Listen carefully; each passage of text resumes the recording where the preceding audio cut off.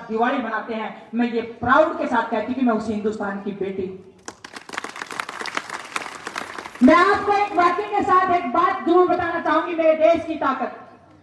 मैंने मेरे खेल को खेलते हुए 7 महाद्वीपों की यात्रा की, अंटार्कटिका जहां जीवन भी यापन नहीं है, अमेरिका जैसा देश जहां पर दक्षिण अमेरिका में मैंने आप दिनाली को सर्च करके अगर पढ़ेंगे, जितने युवा बैठे हैं, बहुत सारी कठिन हालात है, विपरीत परिस्थितियां।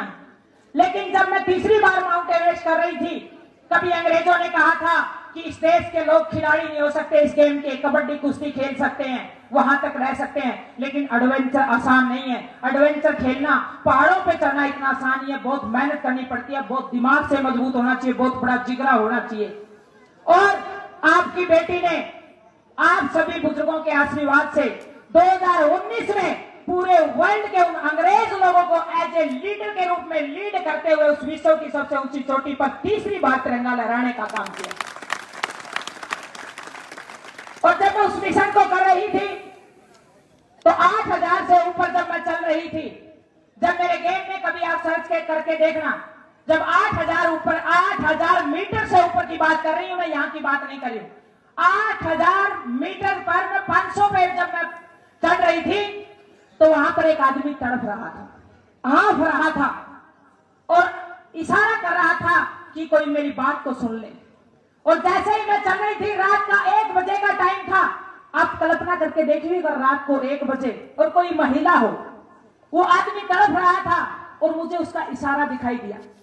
और उसको नहीं पता मैं किस देश की बेटी हूं, क्योंकि जब हम पूरी किट लगा लेते हैं तो पता नहीं चलता ये किस देश का नागरिक है, यू हिंदुस्तान का, ये पाकिस्तान का है, या जर्मनी का है, या इंग्लैंड का है। लेकिन वो व्यक्ति तड़प रहा था और एक ही बात कह रहा था कि मुझे पानी चाहिए। मेरी बोतल के अंदर 5-7 घूंट पानी थे जो मुझे आगे के मिशन के लिए चाहिए थे। और मेरी ट्रेनिंग में सिखाया जाता है कि 8000 मीटर से ऊपर किसी को पानी नहीं देना, क्योंकि आपकी जान भी जरूरी है। लेकिन मेरा दिमाग कह रहा है कि इसको पानी नहीं पिलाना, मेरा दिल कह रहा है कि इसको पानी पिलाना है। मैंने कुछ देर खड़े होकर के वहां पर उस व्यक्ति की तरफ देखा और मेरे दिल की आवाज सुनी। मैंने उसको पानी पिलाया, उसकी ऑक्सीजन को ठीक से लगाया, उसकी पीठ को मसला, उसको थोड़ा सा खड़ा किया और उसको थोड़ा सा होश आया, क्योंकि वहां खड़ा होना भी बहुत ज्यादा रिस्की है। जब मैंने उसको खड़ा किया और उसका होश आया, उसने मुझसे बात की, तो उसने एक बात कही जो हमेशा मुझे बहुत ज्यादा ताकत देती है। उन्होंने कहा कि यू आर इंडियन, आप हिंदुस्तानी हैं। मैं अचंभित हो गई। मैं सोचने लगी कि भाई इसको कैसे पता चला मैं हिंदुस्तान से हूं। मैंने कहा कि मैं आपसे पूछना चाह रही हूं कि आपको कैसे पता चला कि मैं हिंदुस्तान से हूं। उसने कहा कि ये संस्कार, ये भावनाएं, ये त्याग की भावना सिर्फ हिंदुस्तान की माएं दे सकती है और कहीं किसी देश के अंदर नहीं दिया जाता। और ये सच्चाई भी है, ये हकीकत भी है। मैंने बहुत सारे अंग्रेज लोगों के साथ क्लाइम किया है, वो एक पानी की बूंद भी नहीं पिलाते, लेकिन मेरा देश का निवासी, मेरे देश के युवा, मेरे देश के लोग, अगर कोई व्यक्ति अगर उनको एक बार मारने भी आ जाए तो उसको कहेंगे कि एक बार इसको आसरा तो दे दे, मैं उस देश की बेटी। और मैं चाहती हूं, मुझे दर्द होता है कि उस ग्राउंड पे इतनी सारी कुप्रथाएं हैं।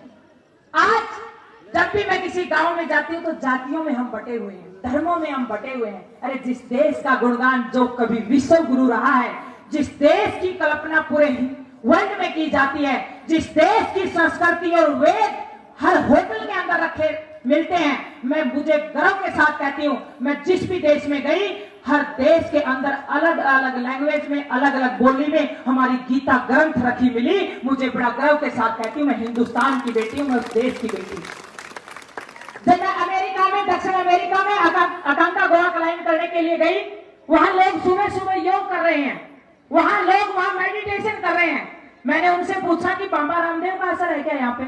उन्होंने कहा कि नहीं, यहाँ पर हम श्री श्री रविशंकर को मानते हैं। मुझे बड़ा गर्व हुआ कि हमारे देश के ऋषि मुनि विदेशों में पूजे जाते हैं, यह मेरे देश की ताकत। लेकिन एक बात इस मंच से कहना चाहूंगी, आज जब गांव के अंदर आती हूँ तो आज उस कढ़ोनी और बिलोनी को ढूंढती हूँ जो मिट्टी की कढ़ोनी बिलोनी थी। मैं उस भाईचारे को ढूंढती हूँ, मैं उस प्यार प्रेम को ढूंढती हूँ, मैं उस दमन आई दादी को ढूंढती हूँ जो मेरे देश की असली संस्कृति थी, जो मेरे देश की असली पावर थी, जो मेरे देश की असली ताकत थी। मैं उस बुआ को ढूंढती हूँ जो शादियों में पिंडे पे बैठी हुई मिलती थी, पहले जब मैं पूछा कर दिए बेटा कौन सा का है, वो प्यार और वो प्रेम में ढूंढना चाहती हूँ।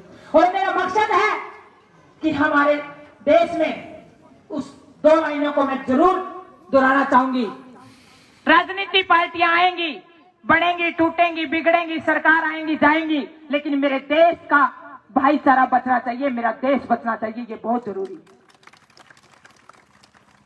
तो मैं गांव की जो खासियत है, जो गांव की हमारी ताकत है, अगर शहर में किसी आदमी से कोई पता पूछ ले, आदमी का नाम पूछ ले तो आदमी हाथ हिला देता है, लेकिन मेरा गांव जब किसी आदमी का नाम अगर बस स्टैंड पे पूछ ले तो मेरा गांव का आदमी घर तक छोड़ करके आता है। ये मेरे गांव की पहचान है, ये मेरे गांव का प्रेम है। मैं उस गांव की बेटी हूं जहां पर अगर एक पड़ोसी के दूध नहीं हुआ तो ये कहते हैं भाई 6 महीने में आइस लेने की जरूरत नहीं है, 6 महीने हम दे देंगे, टेंशन की जरूरत नहीं है। ये मेरे गांव है, ये मेरे गांव की ताकत है।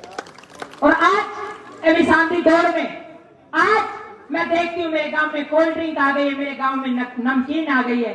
अरे मैं उस देश की बेटी, उस प्रदेश की बेटी हूँ जहाँ दूध दही का खाना वो मेरा हरियाणा, और हमारी माओ ने संघर्ष करके मेहनत करके वीर सैनिक दिए हैं, योद्धा दिए हैं, खिलाड़ी तैयार किए हैं, पता नहीं कितने सारे क्रांतिकारी तैयार किए। तो मेरा कहने का भाव यही है, क्योंकि मैं उस किसान की बेटी, उस मजदूर की बेटी हूं, संघर्ष करके मैंने बीज भी उगाया है और खेत में हाथ से हल भी चलाया है और अपने हाथ से दराती के साथ गेहूं भी काटी है। उस जून और अप्रैल के महीने को भी जानती हूं, उस सियाचिन जैसे ग्लेशियर को भी जानती हूँ जहाँ पर एक किसान और मजदूर का बेटा AK-47 उठा करके, एक खाकी पहन करके अपने देश के लिए तनख्वाह के लिए नौकरी नहीं करता, अपने देश की खुशहाली के लिए वो अपनी छाती में गोलियां खाने का काम करता है। उस दर्द और उस तकलीफ को भी जानती हूँ कि उसकी उस खेल की खिलाड़ी हूँ जिसको टेंट लगा करके मैंने करीब से जिया, उन हालातों से लड़ी हूँ जहाँ पर ऑक्सीजन नहीं है, पीने के लिए पानी नहीं है, जहाँ खाने के लिए भोजन नहीं है। मैं उन फौजी भाइयों की तकलीफ को भी जानती हूँ, हर ग्राउंड को जानती हूँ। एक लड़की होने के नाते विधवा माँ की बेटी हूँ, मुझे पता है 30 साल की उम्र में मेरी माँ जब विधवा हुई कितने ताने समाज के सहे, कितनी हालातों से लड़ी। जब घर से बाहर निकलती थी तो बोझा बोझा भी पता नहीं उसके लिए कितना बड़ा अभिशाप बन जाता था, उस दर्द को भी बहुत अच्छे से जानती हूँ। मेरा मकसद है कि ग्राउंड लेवल बदले, मेरा मकसद है कि मेरे छोटे बहन भाई पढ़े, मेरा मकसद है कि जो बच्चा मेरे से भी बदतर हालात में है, मेरे विचार उसके पास पहुंचे और वो दृढ़ संकल्प करे और अपने देश के लिए कुछ बड़ा करने का काम करे। और इस मंच से कह देना चाहती हूँ, मेरा मकसद भी है कि गरीब और मजदूर का बेटा संसद में पहुंचे ताकि इस ग्राउंड की असलियत को वहां पर बता सके। मेरी इच्छा शक्ति है ये। हम सब एक ही बात से डरते हैं कि क्यों हम राजनीति की बातें करें। मैं एक बात